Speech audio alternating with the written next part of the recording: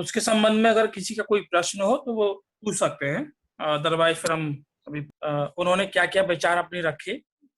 और उसके बाद हमने ये देखा कि विद्रोह के कारण क्या क्या रहे थे, जिसमें सबसे प्रमुख कारण हमने देखा था कि आर्थिक कारण थे, भारतीयों का आर्थिक शोषण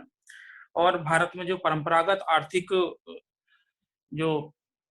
व्यवस्था थी उसका उन्होंने एक तरीके से जो है विनाश कर दिया ढांचे का। साथ ही उनकी जो अन्य नीतियां जो उनके सपोर्ट में थी, चाहे वो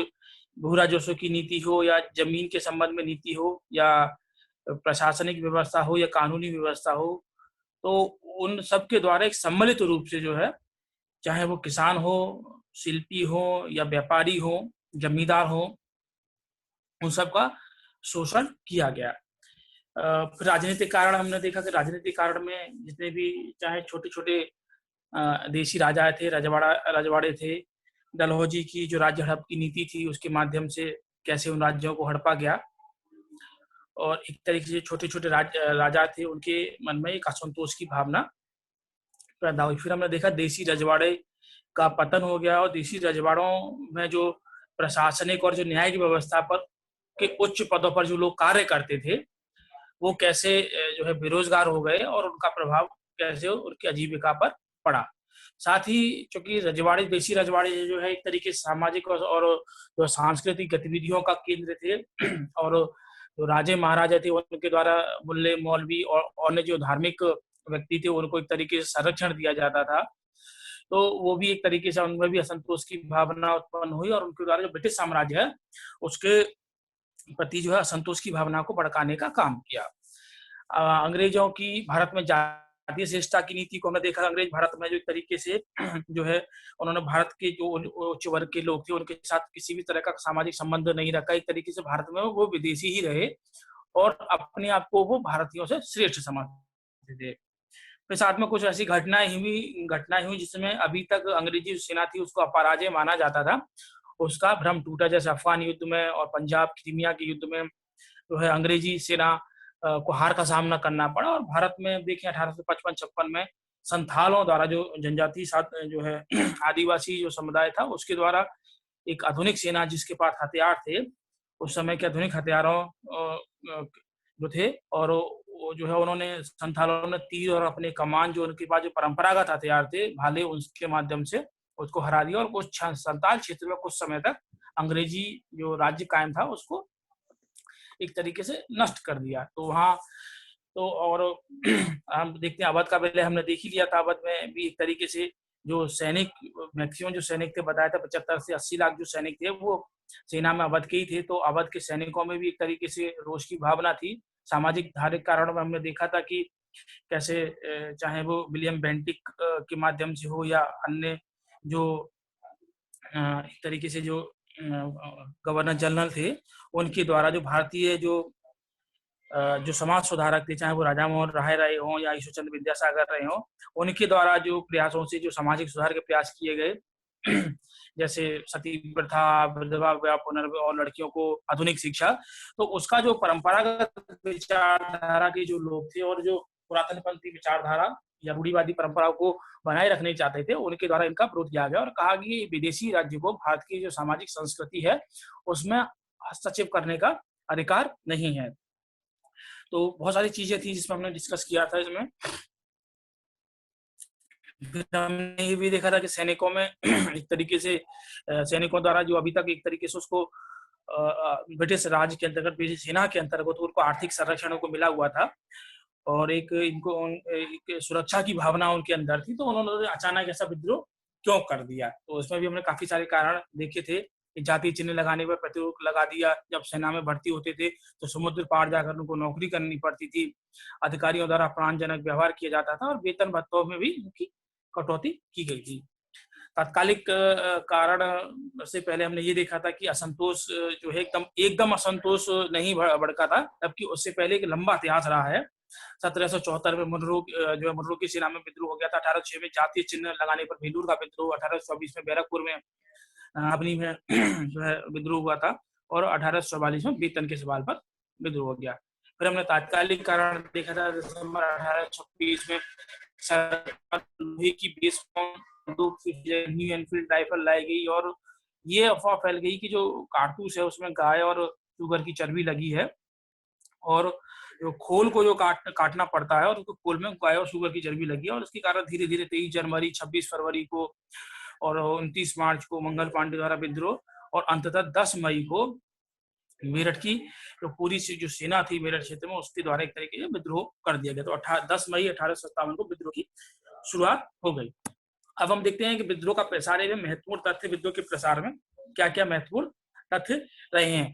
तो पहला ये हम देखेंगे कि जब मेरठ में जो विद्रोह की जो शुरुआत हुई थी उसके जितने भी जो विद्रोही हुए थे उनके द्वारा जो एक तरीके से कूच किया गया और क्योंकि जो मुगल सम्राट जो थे उस समय भारत में जो है चूंकि मध्यकाल क्षेत्र से मध्यकाल में ही वो राजनीतिक मुगल जो है वो है एक राजनीतिक सत्ता का केंद्र रहा है। तो जो एक तरीके से जो मुगल जो है साम्राज्य था या मुगल परिवार था उसके प्रति निष्ठा की भावना के कारण सैनिकों द्वारा मेरठ से दिल्ली कूच किया गया और जो बहादुर शाह जफर द्वितीय को भारत का सम्राट घोषित किया गया और वहाँ और उन्हीं के संरक्षण में ही एक समिति बनाई गई जिसमें सैनिक और असैनिक अधिकारी थे और उनका उद्देश्य ये था कि विद्रोह को किस तरीके से उसका नेतृत्व प्रदान किया जाए। तो यहाँ कुछ तथ्य मैं आपको बता रहा हूँ। इसमें बरेली के वक्त खान को जो बरेली से आए थे वक्त खान उनको जो समिति बनाई गई थी या एक तरीके से विद्रोह के नेतृत्व की जिम्मेदारी उसकी मॉनिटरिंग की जिम्मेदारी वक्त खान को दी गई थी और जब जो है वक्त खान दी गई तो ऐसी स्थिति में विद्रोह का जो दमन करने के लिए जो पंजाब में जो सेनाएं थी उस सेना को दिल्ली भेजा गया था। तो जो उस समय जो ब्रिटिश सेना थी उसका अधिकारी हडसन ने जो मुगल सम्राट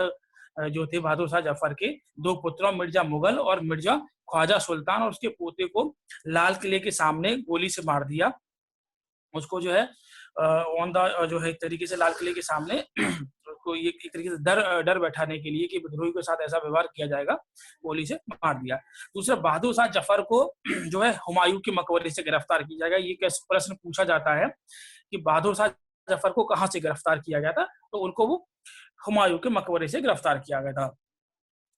मिर्जा गालिब के बारे में आपने सुना है कि उर्दू के बहुत बड़े शायर हैं, तो उस समय वो दिल्ली में ही थे और एक तरीके से विद्रोह का उन्होंने अपनी आंखों से देखा था और विद्रोह के बारे में उन्होंने अपनी जो पुस्तकें थी उन्होंने तत्कालीन जो समय उन्होंने लिखे थे उसमें विद्रोह का भी उन्होंने जिक्र किया था। लेकिन चूंकि विद्रोह जो है एक तरीके से मैंने आपको पहले भी बताया था कि विद्रोह असफलता का एक कारण ये भी था कि जो देशी जो राजे महाराजे थे और जो रियासतें थी वो अधिकांश जो लोग थे वो अंग्रेजों को भक्त बने रहे, उनके प्रति स्वामी भक्ति दिखाई। तो ऐसे ही जो बहादुर शाह जफर का एक रिश्तेदार था इलाही बख्श, तो उसने ही जो दिल्ली में जो विद्रोह था हो रहा था और विद्रोहियों के संबंध में कौन कौन विद्रोही कहाँ छुपा है उसने ही सूचना उपलब्ध कराई थी। तो जो लाल किले के सामने से जो लोग जो है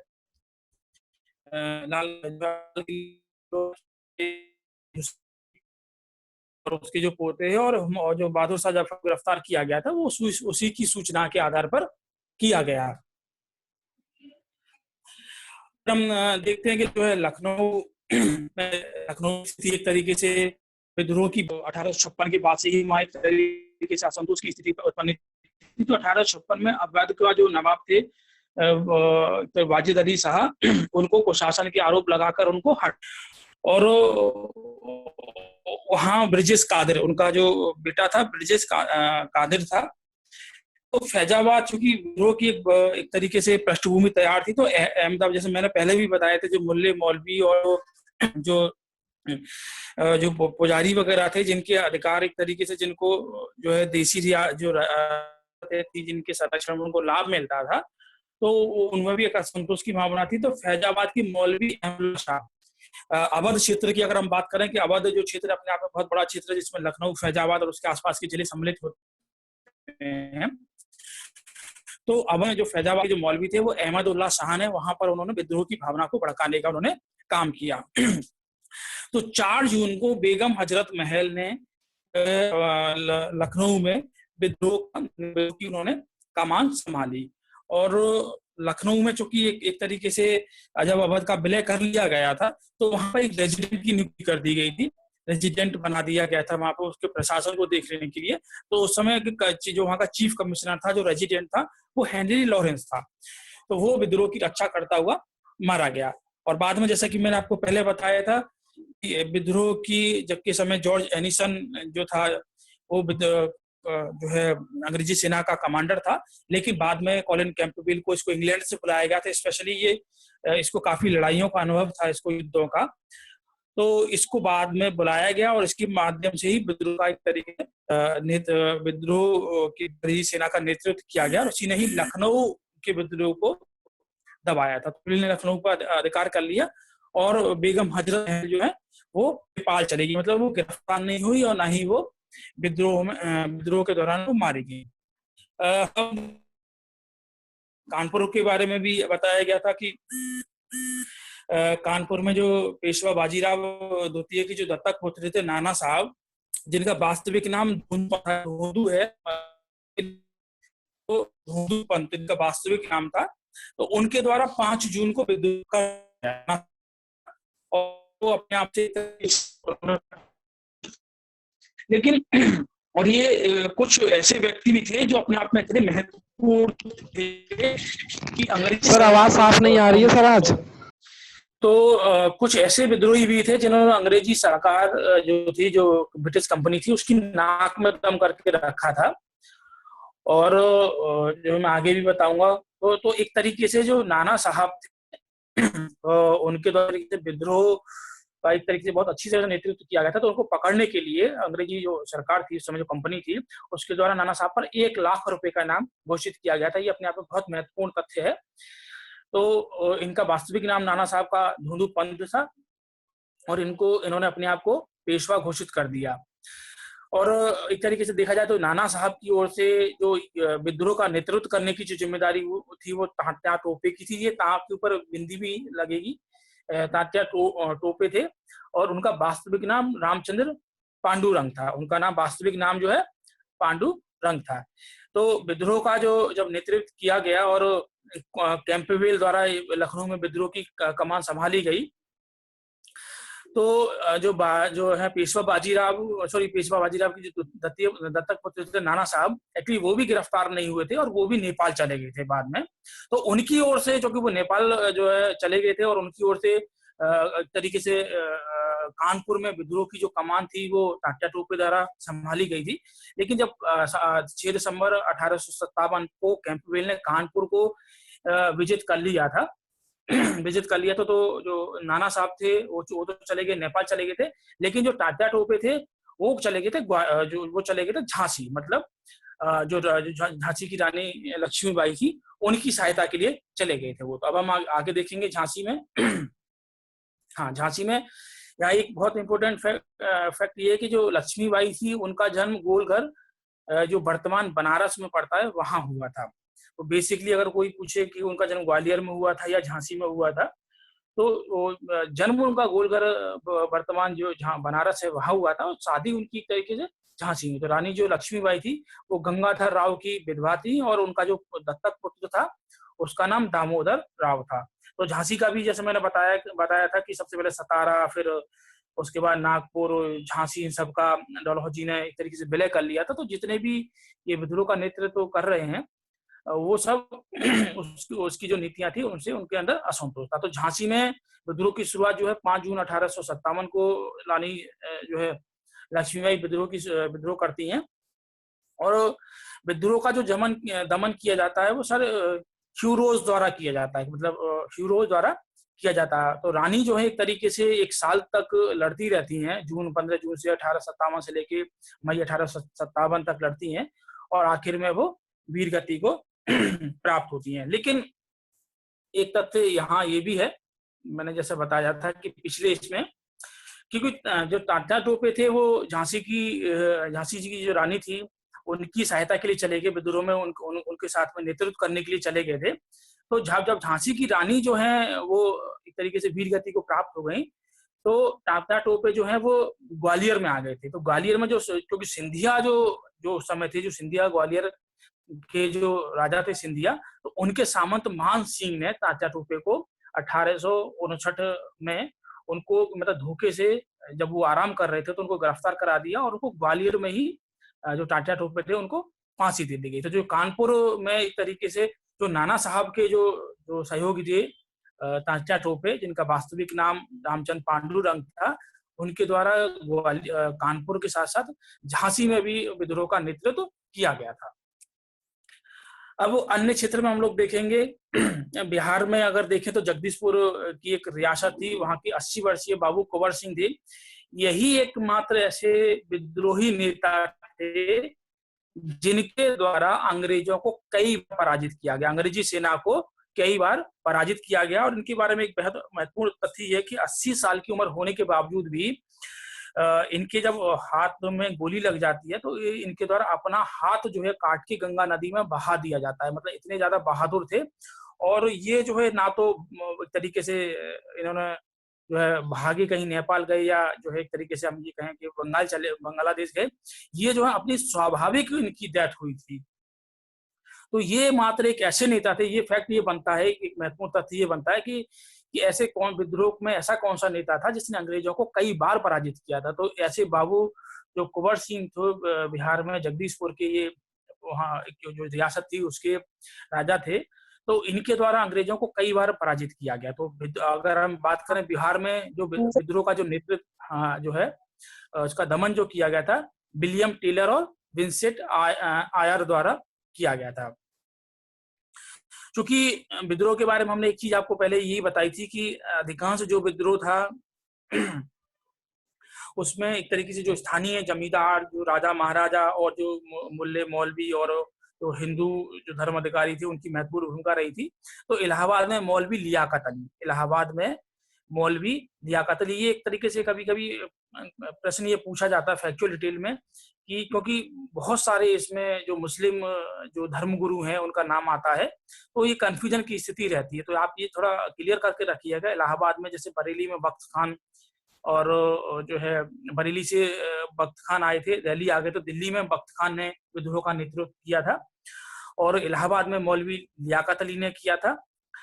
और फैजाबाद में जो नेतृत्व किया था वो मौलवी अहमदुल्ला शाह ने किया था। तो अहमदुल्ला शाह भी एक तरीके से विद्रोहियों में बहुत ज्यादा फेमस थे, और तो उनको पकड़ने के लिए भी 50,000 का इनाम घोषित किया गया था ब्रिटिश कंपनी द्वारा। तो जैसे ही नाना साहब जो थे उनके लिए 1 लाख का किया गया था, और मौलवी अहमदुल्ला शाह के लिए जो है 50,000 का इनाम घोषित किया गया था। बरेली में खान बहादुर खान जो है उन्होंने विद्रोह का नेतृत्व किया था। तो अभी तक 3 या 4 जो है मुस्लिम धर्मगुरु का नाम आपके सामने आ चुका है। बरेली से जो बख्त खान आए थे दिल्ली में, उनके द्वारा, इलाहाबाद में मौलवी लियाकत अली, फैजाबाद में मौलवी अहमदुल्ला शाह, बरेली में खान बहादुर खान, इनके द्वारा नेतृत्व किया गया। अब मंदसौर में, मंदसौर एमपी में पड़ता है, यहाँ के जो मुगल राजघराने के फिरोज शाह थे उनके द्वारा विद्रोह जो है नेतृत्व किया गया। असम में मनीराम दत्त, और उड़ीसा में सुरेंद्र शाही, उज्जवल शाही। कुल्लू जो हिमाचल प्रदेश में पड़ता है, वहां पर राजा प्रताप सिंह और उनके भाई वीर सिंह द्वारा किया गया। राजस्थान में जयदयाल और उनके भाई हरदयाल। गोरखपुर का जो क्षेत्र था वहाँ गजाधर सिंह, और मथुरा और उसके आसपास के जो निकटवर्ती क्षेत्र थे वहां देवी सिंह द्वारा, और मेरठ के आसपास के जो क्षेत्र थे वो कदम सिंह द्वारा विद्रोह का नेतृत्व किया गया। ये फैक्ट डिटेल है, ये आपको याद करनी पड़ेगी, इसका कोई और उपाय नहीं है, मतलब यहाँ समझने की चीजें नहीं है। अब हम आगे इसमें देखते हैं कि विद्रोह जो है एक तरीके से असफल क्यों हो गया। तो जैसा कि पहले आपको बताया था कि विद्रोह जो असफल होने का सबसे बड़ा कारण था, जो ये था कि विद्रोह का जो स्वरूप था वो सीमित था। विद्रोह का सीमित स्वरूप आ जाएगा यहाँ पे, सीमित स्वरूप। तो जो स्वरूप जो था एक तरीके से वो अखिल भारतीय स्वरूप नहीं था। अगर हम दक्षिणी क्षेत्र की बात करें, चाहे मद्रास की बात करें या अन्य, अगर एक तरीके से हम जो विंध्य पर्वत, जो विंध्यांचल पर्वत है, उसको जो हमारी उत्तर भारत जो तरीके से उसको विभाजित करता है, तो दक्षिण भारत में विद्रोह का एक तरीके से स्वरूप बिल्कुल भी नहीं था। उत्तरी भारत में भी कुछ कुछ ही क्षेत्र, चाहे हम अवध का क्षेत्र ले लें या एक तरीके से जो है बंगाल का कुछ क्षेत्र ले लें, बिहार का कुछ क्षेत्र ले लें, राजस्थान का कुछ क्षेत्र ले लें, तो उन्हीं क्षेत्र में एक तरीके से विद्रोह था। अदरवाइज जितने भी क्षेत्र थे, चाहे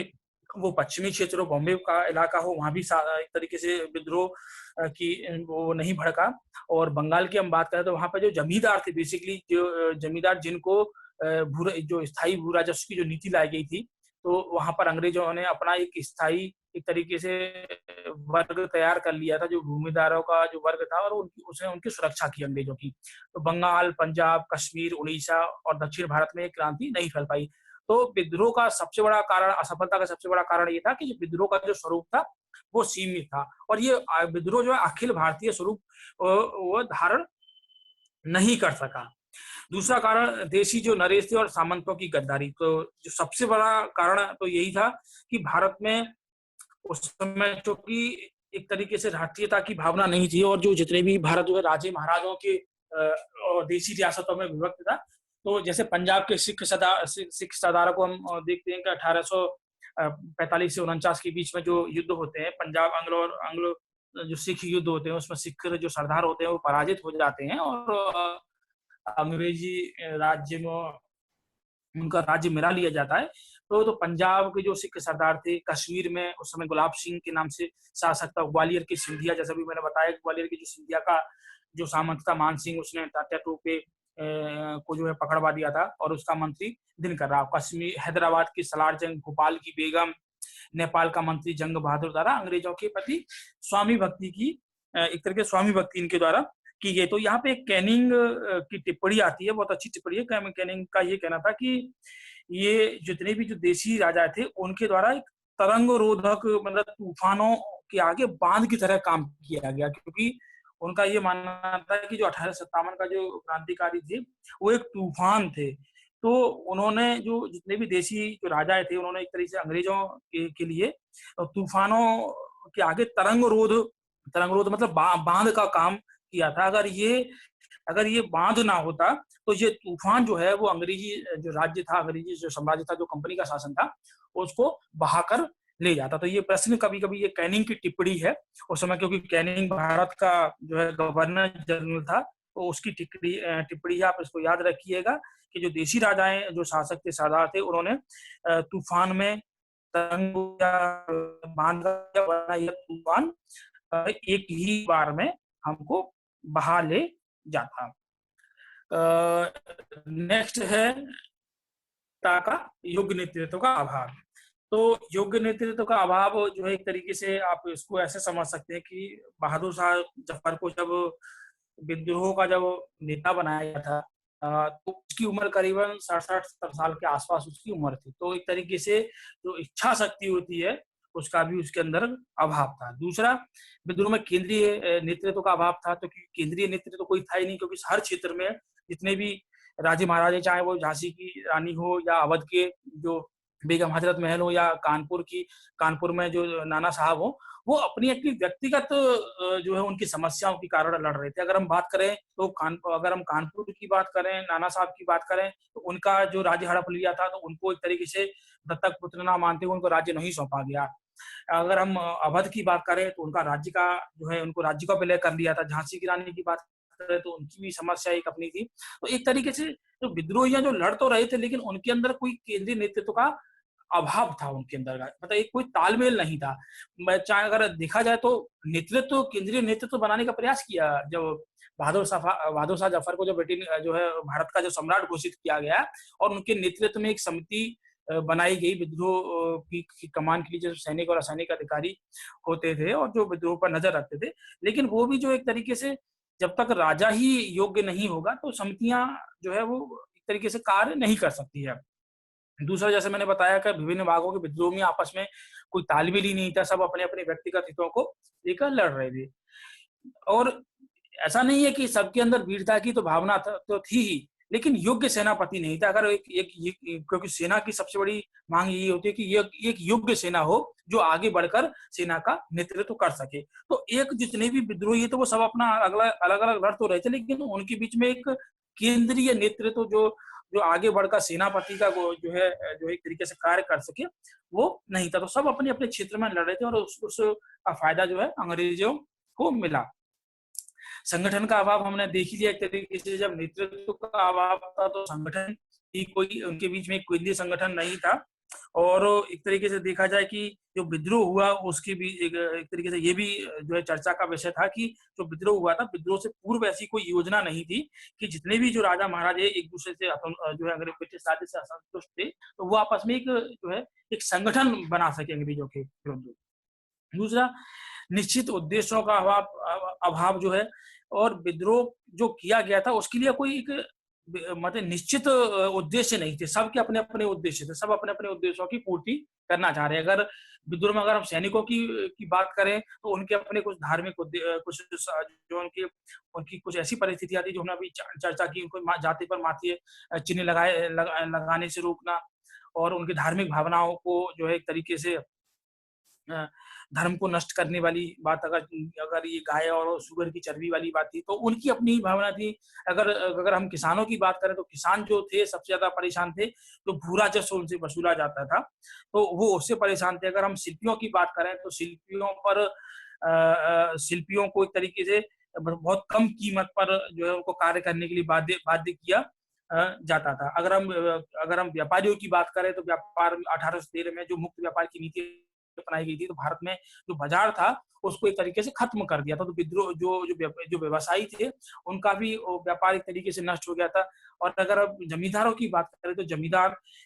जो थे, जो ठेकेदारी व्यवस्था कर दी गई थी, अगर कोई जमींदार जो है समय पर लगान नहीं देता, जो है कंपनी को नहीं जमा करता था, तो उसकी जो है जमींदारी नीलाम कर दी जाती थी। तो ऐसे इनकी जगह जो पुराने जमींदार थे उनकी जगह नए जमींदार आ गए, जिनका मुख्य उद्देश्य जो था कैसे भी करके लगान जो है वसूल करना। तो देखा जाए तो एक तरीके से समग्र की भावना नहीं थी, मतलब उनके अंदर कोई ऐसी राष्ट्रीय भावना नहीं थी कि ये हमारा भारत हमारा देश है। और तो जो राष्ट्रीय भावना जो एक तरीके से जो भावना थी जो जो विद्रोहियों की, वो अपने क्षेत्र के प्रति थी, अपने क्षेत्र के प्रति थी, और अपनी एक सीमित दायरे एक सीमित दायरा था, या ये कहें कि हमें अपनी छोटी बस्ती, या एक तरीके से उनको अधिक से अधिक अपनी राज्य सत्ता के प्रति प्रेम था। तो लेकिन उनको भीतर जो अखिल भारतीय हित होता है और अखिल भारतीय जो चेतना होती है, जो हम 1870 के बाद जब कांग्रेस की स्थापना होती है, तब हम देखते हैं कि धीरे धीरे सभी लोग जो है एक कांग्रेस जो संगठन बनता है उसके झंडे के नीचे एकत्रित होते हैं कि अखिल राष्ट्रीयता की भावना का धीरे धीरे उदय होता है। तो वो 1857 से पहले हमको नहीं दिखाई देता है। तीसरा, भारतीय सैनिकों ने चर्बी वाले कारतूस के कारण विद्रोह किया था, लेकिन उनका अंतिम लक्ष्य पता नहीं था। सबसे बड़ी बात तो ये था कि विद्रोह तो कर दिया, लेकिन विद्रोह के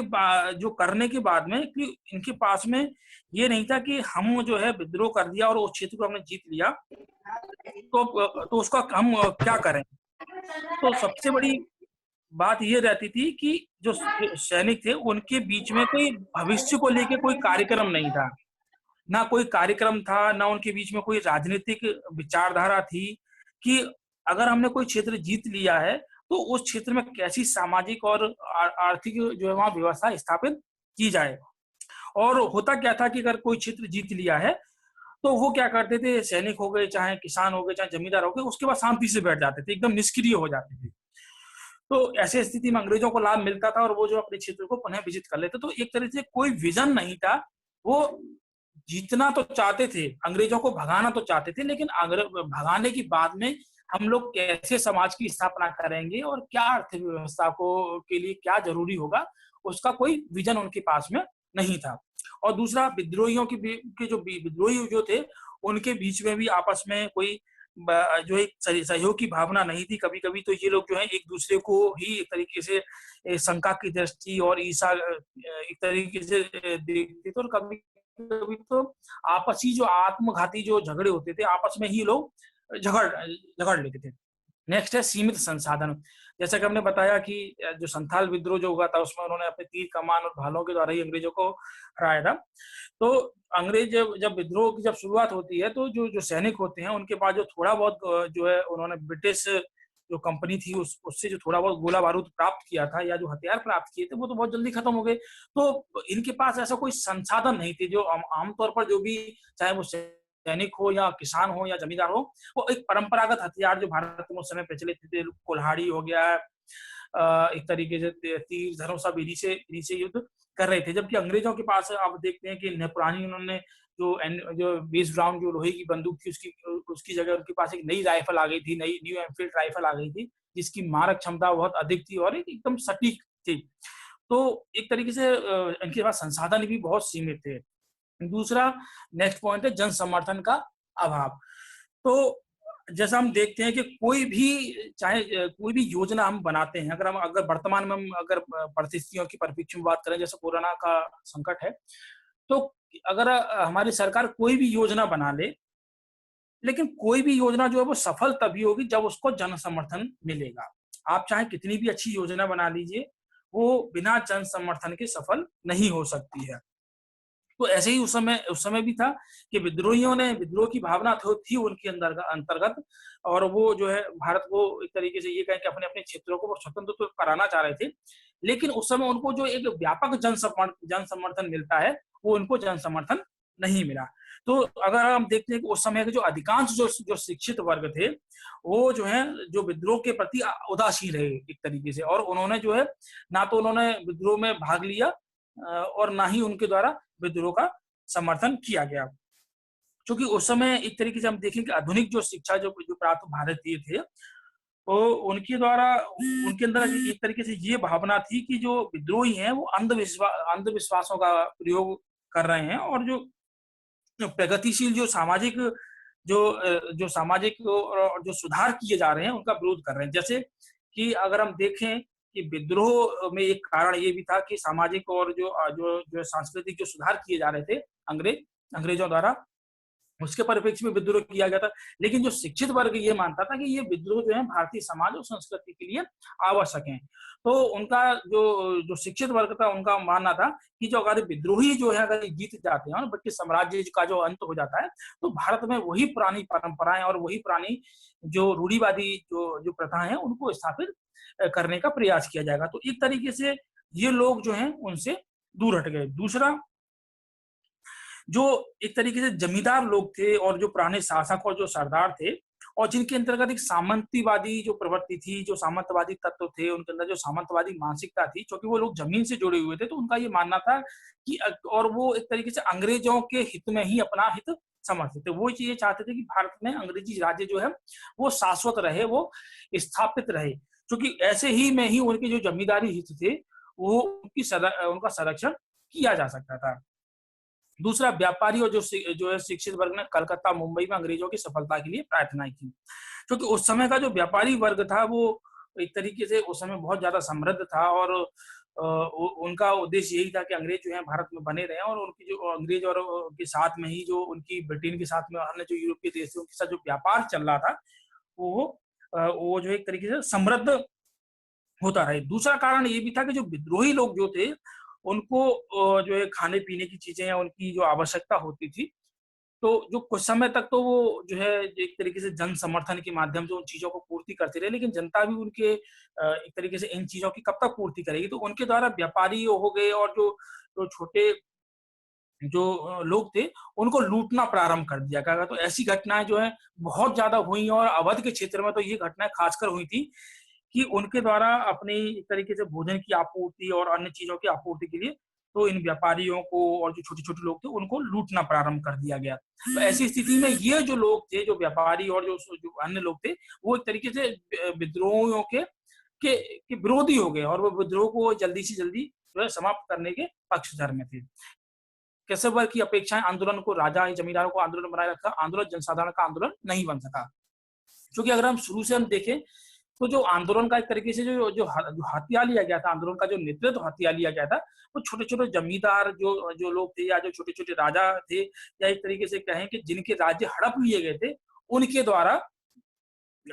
आंदोलन का नेतृत्व किया गया। तो जो आंदोलन का नेतृत्व वो जनसाधारण को नहीं जोड़ सका। तो जनसाधारण के अंदर ये भावना नहीं आ सकी कि ये आंदोलन भी हमारा ही आंदोलन है, बल्कि उनके द्वारा ये समझा गया कि जो नेतृत्व करता है उसे फायदा सिर्फ राजा और जमींदारों को ही होगा। तो आंदोलन जो है अपने आप में एक जनसाधारण का आंदोलन ना बन के एक राजा महाराजा और ऐसे ऐसे वर्ग जो जो जो अंग्रेजी शासन से असंतुष्ट थे, उनका आंदोलन बनकर रह गया। दूसरा एक पॉइंट हमने ये भी देखा था कि उस समय अंग्रेजों में कुछ परिस्थितियां ऐसी थी, उस समय चीन उसके साथ जो है क्रीमिया का युद्ध जो है अफगान और जो पंजाब में हार चुके थे ये एक तरीके से। तो क्रीमिया के साथ भी युद्ध उस समय जो है एक तरीके से समाप्त हो गया था और चीन के साथ भी लड़ाई खत्म हो गई थी। तो अंग्रेजी जो जो जो नेतृत्व जो था उस समय एक तरीके से फ्री था उस समय भारत में विद्रोह को दबाने के लिए। तो जहां जहां क्योंकि जो जो ब्रिटेन था उसके पूरे विश्व में उपनिवेश थे, तो पूरे विश्व उपनिवेश की जो सेनाएं थी वो भारत में विद्रोह को दबाने के लिए झोंक दी गई। ब्रिटेन द्वारा भारत ही एक ऐसा देश था जिसपे ब्रिटेन द्वारा सबसे अधिक समय तक एक तरीके से अपना शासन बनाए रखा गया और भारत और ब्रिटेन ये चाहता था कि भारत में हमारा शासन जो हमेशा के लिए बना रहे, क्योंकि भारत एक ऐसा उनके लिए उपनिवेश था जो कच्चे माल की आपूर्ति और जो एक बाजार के रूप में बहुत एक तरीके से बहुत अच्छी तरह वो उसका इस्तेमाल कर सके थे। तो एक तरीके से उन्होंने अपनी पूरी जो शक्ति उस समय थी वो भारत में विद्रोह को दबाने के लिए झोंक दी। दूसरा, भारत को विदेशी सहायता देने वाला कोई शासक नहीं था। अगर हम देखा जाए, अगर हम मध्यकाल में अगर बात करें, उससे पहले टीपू सुल्तान की हम लोग बात करते हैं, तो टीपू सुल्तान द्वारा जो है अरब अरब की कंट्री और यूरोप की कंट्री, चाहे वो कुछ फ्रांस या हो या अरब में हो, तुर्की वगैरह हो, कस्तूतुनिया में उसने अपने अपने दूत भेजे थे अंग्रेजों के खिलाफ सहायता लेने के लिए। तो टीपू सुल्तान ये आपने देखा भी था, पढ़ा भी था, उस समय आपको बताया बताया भी गया था कि वो जो है अंग्रेजी जो जो कंपनी थी उसके प्रति फ्रांसीसियों की सहायता लेना चाहता था, क्योंकि जो अंग्रेज जो कंपनी थी उसके द्वारा अब तक जो अपने भारत में जितने भी दावेदार थे उन सबको समाप्त कर दिया गया। तो भारतीयों की सहायता के लिए कोई उस समय उपलब्ध नहीं था। दूसरा, अंग्रेजों के पास एक योग्य सेनापति थे, योग्य उनका उसके पास योग्य नेतृत्व था, जिसमें नील हो गए, जॉन लॉरेंस हो गए, हैवलॉक हो गए, ह्यूरोज हो गए, जॉन निकोलसन हो गए और कैंपबेल तो इनका सबसे बड़ा जो सेनापति था ही था, जिसने सबसे महत्वपूर्ण भूमिका निभाई विद्रोह को दबाने में। तो एक जो योग्य सेनापति थे उनकी सेवाएं प्राप्त हुई, जबकि जो विद्रोही जो थे उनके बीच में ना तो कोई योग्य सेनापति था और ना ही उनके बीच में कोई केंद्रीय संगठन था। साथ में देखा जाए जो भारत में इस समय तक काफी चीजों का विकास हो गया था।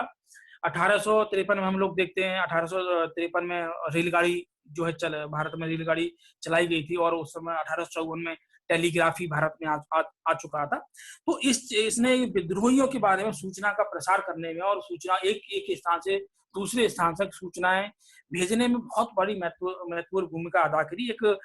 जो विद्रोही था उसने मरते हुए कहा था कि इस टेलीग्राफी ने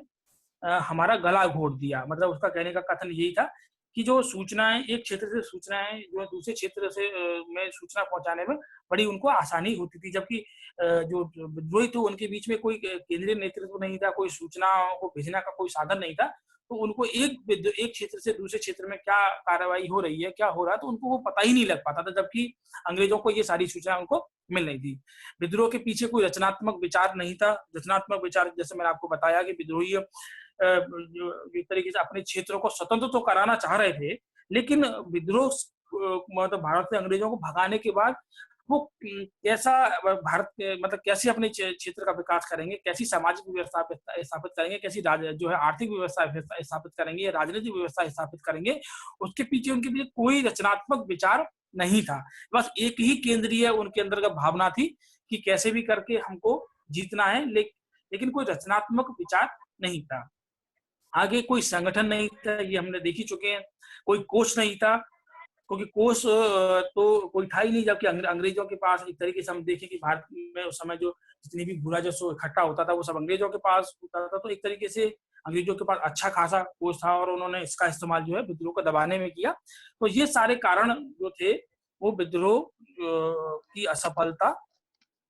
इन्हीं विद्रोह के कारण जो है विद्रोह असफल हुआ। ठीक है, अब हम देखेंगे विद्रोह का महत्व, क्योंकि भारतीय इतिहास में एक महत्वपूर्ण कड़ी है और एक तरीके से देखा जाए कि अभी तक जो 1757 से लेकर 1857 के जो 100 साल का भारत में अंग्रेजी जो कंपनी थी, अंग्रेजी कंपनी थी, ब्रिटिश कंपनी थी, उसका शासन था और उसके बाद एक तरीके से सत्ता का परिवर्तन होता है। तो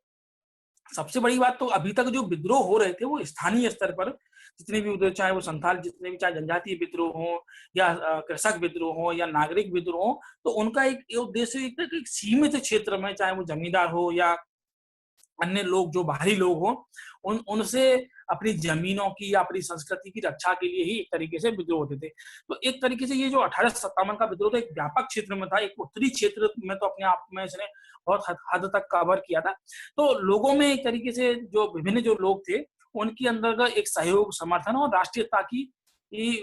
भावना का इसने जिक्र एक तरीके से जगाई। तो सबसे पहली बात तो इसने ये किया कि भारतीय जो लोग थे, उनके मन में ये भावना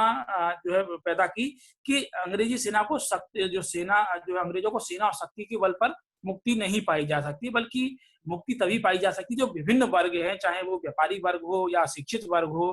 या किसान हो या शिल्पी हो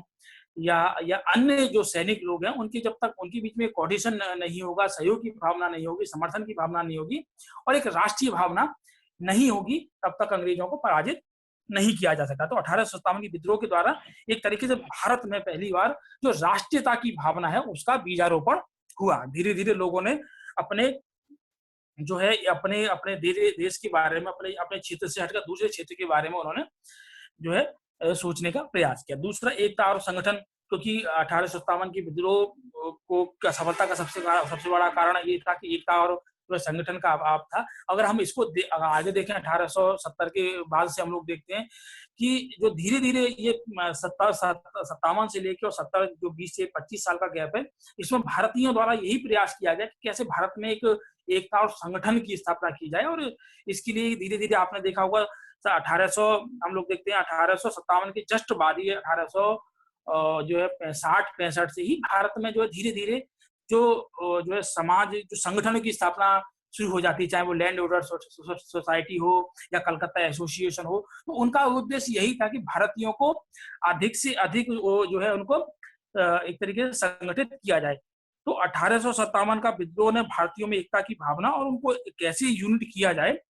इसके लिए विभिन्न संगठनों की स्थापना पर जोर दिया। और अगर और इसकी हम अंतिम जो परिणति देखते हैं, इसका अंतिम परिणाम देखते हैं, तो 1800 जिसमें कांग्रेस की स्थापना से हम लोग इसकी अंतिम इसको देखते हैं। और राष्ट्रीय जीवन के लिए प्रेरणा बन गया कि जो विद्रोहियों जो उनकी द्वारा व्यक्तिगत जो एक तरीके से अपनी वीरता का परिचय दिया गया। अगर हम झांसी की रानी की बात करें तो अभी तक भारतीय के इतिहास में उनकी जो वीरता की कहानियों को याद किया जाता है। ऐसे ही जो है नाना साहब हैं या अन्य जो भी लोग थे जिनके द्वारा तो राष्ट्रीय जीवन जो हमारी जो राष्ट्रीयता की जो भावना जो धीरे-धीरे विकास हो रही थी, तो उसमें एक लैंडमार्क के तौर पर ये लोग उभरे और इन्होंने भारत में जो राष्ट्रीयता थी उसकी भावना को बढ़ाने के लिए एक प्रेरणा स्रोत के रूप में कार्य किया। नेक्स्ट पॉइंट है ब्रिटिश सरकार द्वारा भारत में आंतरिक दशा को सुधारने का प्रयास किया गया। तो भारत में अभी तक जो ब्रिटिश कंपनी थी 1857 के बाद 1858 का जो है एक्ट आता है, उसके माध्यम से जो कंपनी के शासन से लेकर और ब्रिटिश सरकार को शासन सौंप दिया जाता है और ब्रिटेन की जो महारानी होती है उसको भारत की सम्राज्ञी घोषित कर दिया जाता है। और साथ में ही और भी वो अलग से टॉपिक है, मैं उसमें बताऊंगा कि आंतरिक सुधार की दिशा में क्या क्या कार्य किए गए। 1858 से भारत में संवैधानिक विकास का सूत्रपात माना जाता है। अगर हम जो है पॉलिटी की बात करते हैं तो भारत में संवैधानिक विकास को हम लोग जो है जब कंपनी की स्थापना होती है और उसके बाद जो 1773 का चार्टर एक्ट आता है जिसके माध्यम से कंपनी और ब्रिटेन जो है ब्रिटेन के जो गृह शासन है उसमें कुछ सुधार के प्रयास किए जाते हैं। लेकिन अगर हम वास्तविक तौर पर देखें तो 1858 का जो एक्ट आता है तो उसके माध्यम से भारत में पहली बार संवैधानिक जो है विकास का सूत्रपात होता है और उसके माध्यम से ये पहली बार ये सोचा गया कि 1857 का विद्रोह का एक मुख्य कारण ये है कि जो राजनीति है उसमें भारतीयों को प्रतिभाग ना किया जाना। तो एक तरीके से भारत के जो शासन में भारत के लोग थे उनको भी जो एक तरीके से भागीदार बनाने का पहली बार इसमें प्रयास किया गया था। भारत में प्रजातांत्रिक शासन का बीजारोपण, प्रजातांत्रिक का मतलब आप एक तरीके से पीपल जो है उससे पीपल्स जो है शासन से लगा सकते हैं, जनता के शासन से लगा सकते हैं, क्योंकि कोई शासन जब तक जनतांत्रिक नहीं होगा, जब तक उसमें जनता की भागीदारी नहीं होगी। तो जो अंग्रेजों द्वारा जो शासन भारत में जो स्थापित था, एक तरीके से वही उसके सर्वे सर्वा होते थे। लेकिन अब धीरे धीरे जो विकास, जो संवैधानिक विकास हो रहा था और जो राजनीतिक संस्थाएं थी, उसमें भारत के लोगों को भी प्रतिभाग करने का उसके द्वारा जो एक तरीके से प्रयास किया गया।